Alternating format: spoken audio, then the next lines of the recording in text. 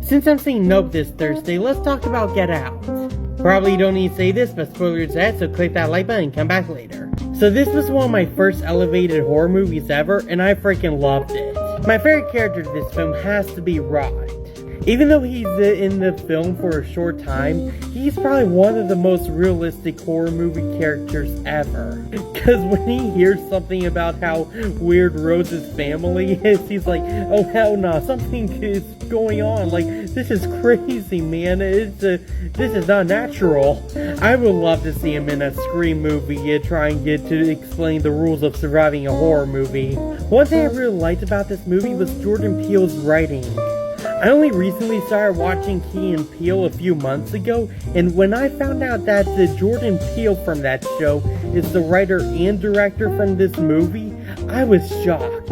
He is so great at writing all these little horror movies and all these little nods in them, like racism and everything like that. It's just, oh my god, this dude blows my mind. Yeah, when I saw this movie, Jordan Peele became one of my favorite directors ever. The acting in this film is also really amazing. Allison Williams is probably one of the best actors in this whole film. I love how she can take a complete 180 and act like an actual normal person. And the next thing you know, she's a completely psycho and still one of the best actors in this whole film. I got goosebumps when she was talking to Rod on the phone, and you could hear how concerned her voice is, but when you see her facial expressions, oh my god, she is so good. Another thing I like about the film is how when you go back and watch it a second time, you pick up on things that you didn't really notice before.